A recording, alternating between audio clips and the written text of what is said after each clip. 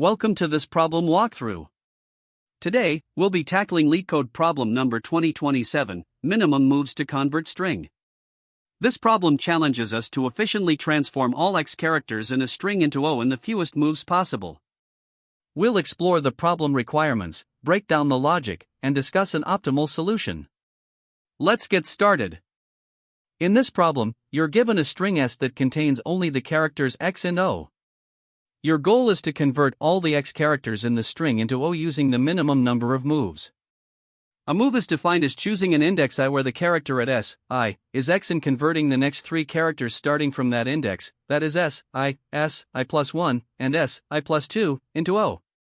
If there aren't three characters available starting from I, you only convert as many characters as are available. The task is to determine the smallest number of such moves required to convert the entire string to contain only O characters. The input is a string S of length n, where n can range from 1 to 10,000, and every character in S is guaranteed to be either X or O. The output is an integer representing the minimum number of moves required. Let's look at some examples to understand the problem better. In the first example, the input string is S equals XXX. The output here is 1. This is because you can make one move by choosing the index 0 and converting the substring S, 0:3, which is the entire string XXX, into OO. After this move, the string becomes OOO, and since there are no more X characters left, the total number of moves required is just 1. In the second example, the input string is S equals XXOX. The output is 2. Here's how it works. In the first move, you can choose index 0 to convert the substring S, 0:3, which is XXO, into OO. Now the string becomes OOX. In the second move, you can choose index 3 to convert the last character, which is the only remaining X, into an O. At this point, the string becomes OO, and the total number of moves required is 2. In the third example, the input string is S equals OO. The output here is 0, because the string already consists entirely of O characters. No moves are required to achieve the goal, so the result is 0. Now let's take a moment to review the constraints of the problem. The length of the string S is guaranteed to be between 1 and 10,000, so we need to design a solution that works efficiently for very large strings. Additionally, the string will always consist of valid characters either X or O. This means there's no need to handle unexpected inputs, such as invalid characters. By understanding these constraints, we can focus on building a solution that meets the performance requirements for large inputs while correctly handling all scenarios. To conclude, let's consider some edge cases. If the string contains no X characters, such as S equals OO, the output should simply be 0, as no moves are needed. If the string consists entirely of X characters, like S equals XXXXXX, the output should be the smallest number of moves required to convert all of them to O. In this case, since each move converts up to 3 consecutive characters, the answer will be the ceiling of the string length divided by 3. For shorter strings, such as X or XX, the solution must handle cases where fewer than 3 characters are available to modify in a single move. For example, a string like OXO would require only one move to convert the lone X to O.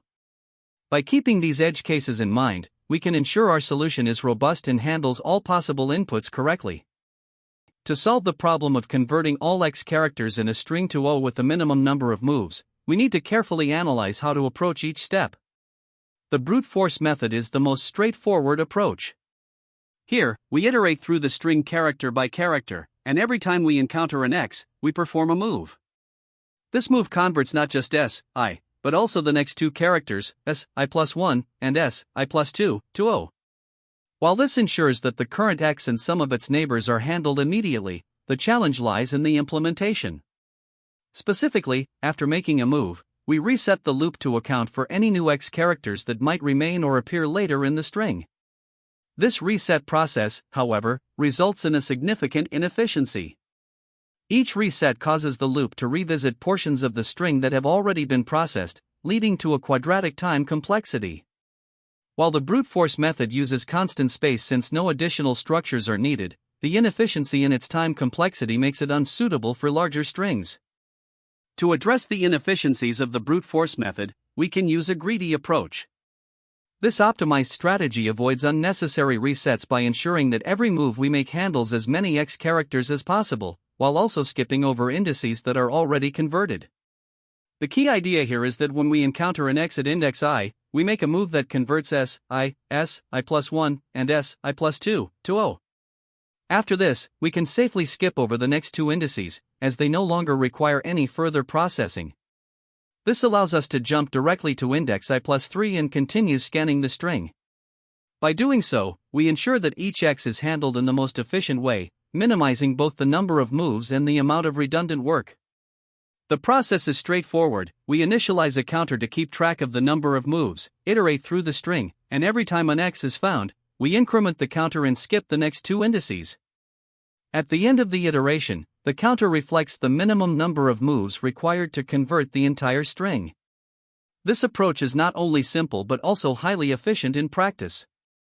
The greedy approach offers significant advantages in terms of efficiency, achieving a linear time complexity of O(n). This is because each character in the string is visited at most once, and we skip over indices that are already processed. Furthermore, like the brute force method, the greedy approach uses constant space, making it very memory efficient.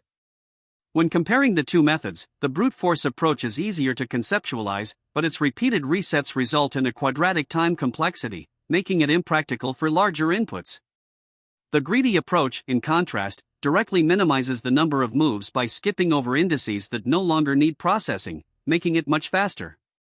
Given that both methods have the same space complexity, the choice comes down to their execution speed.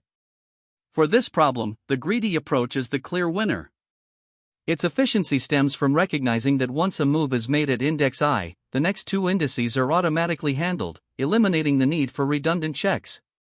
This insight not only simplifies the implementation but also ensures that the solution scales effectively to handle strings of any size. Thus, the greedy strategy is the optimal choice for solving this problem. In this problem, we're tasked with converting all the X characters in a given string to O using the minimum number of moves. The key here is that in one move, you can change the character at index I as well as the next two characters, I plus 1 and I plus 2, to O, provided they exist. To solve this, we start by initializing two variables, moves, which keeps track of the total moves required, and I, which is used to iterate through the string. Both are initialized to 0. These will help us navigate the string and count the moves efficiently. Now, we begin iterating through the string.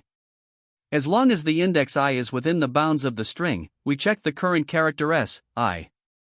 If I is X, it means we need to make a move. We increment the moves counter by 1 and then advance the index I by 3, skipping over the next two positions, because one move flips I plus 1, and I plus 2 to O.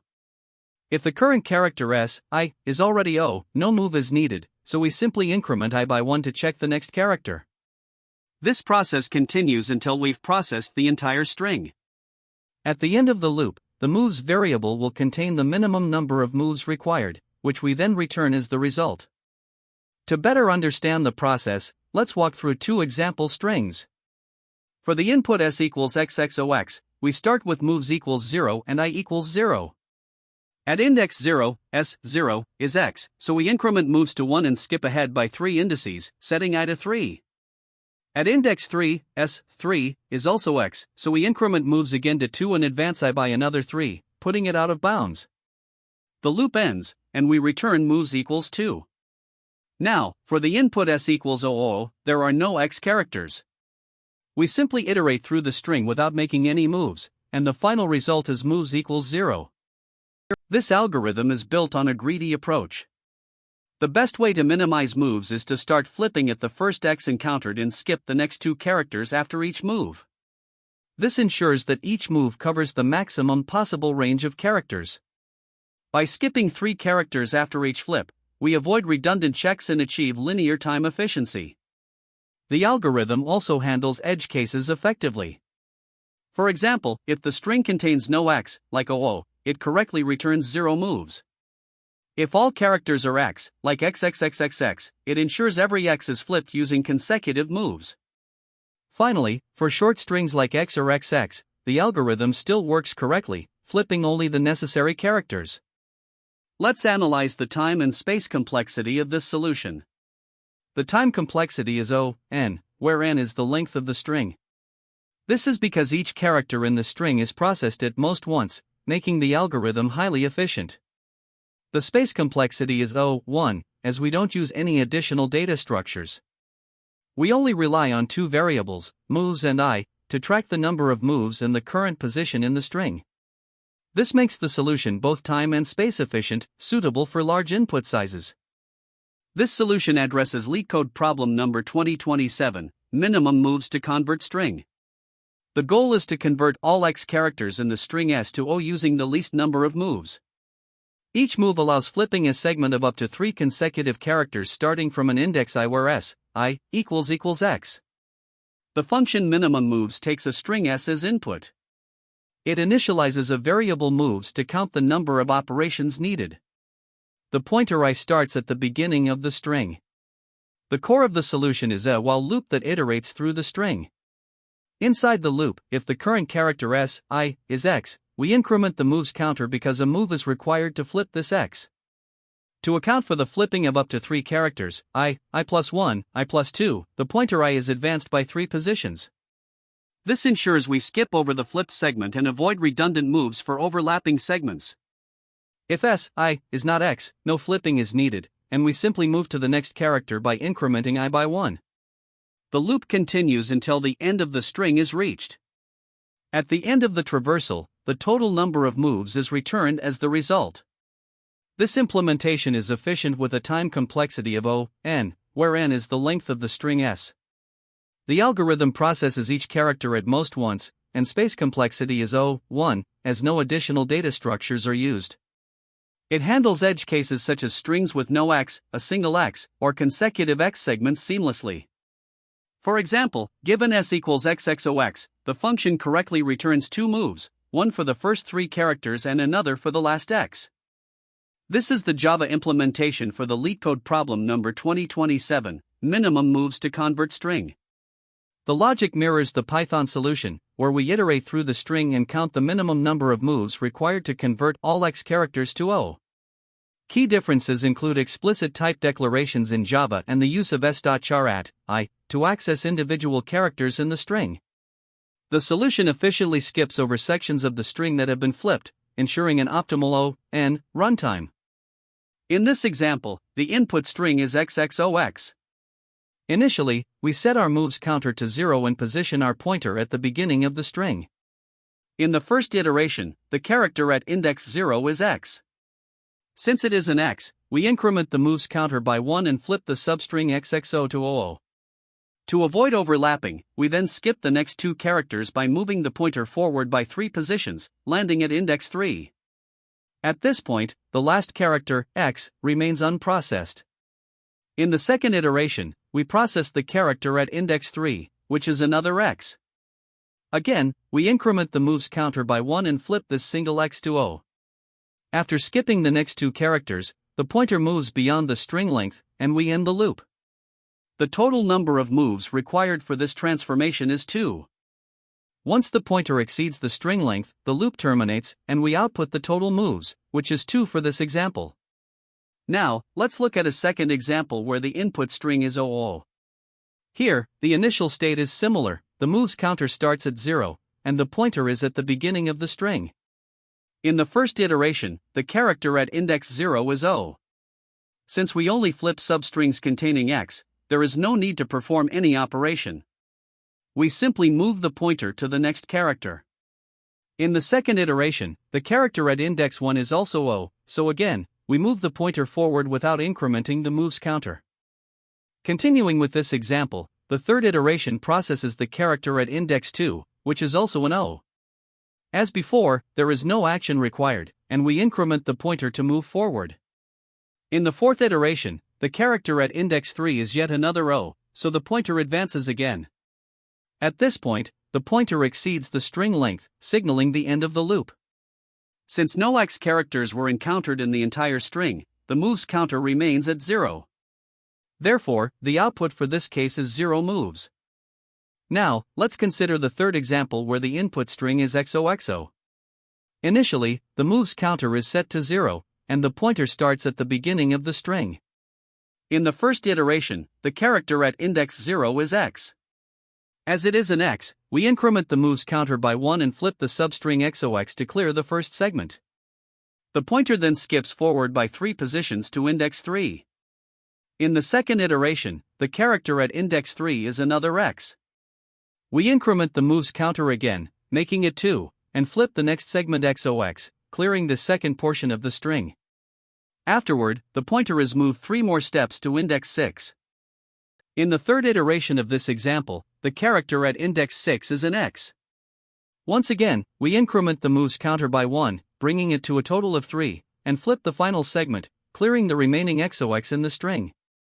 The pointer then moves 3 positions forward to index 9, which exceeds the string length and ends the loop. The total number of moves required for this input is 3, and we output this as the final result. To analyze the time complexity of the algorithm, we begin by observing how the string is traversed. The algorithm uses a while loop, which increments the pointer I depending on the current character. If the character is O, the pointer moves forward by 1. However, for an x, the pointer skips 3 positions.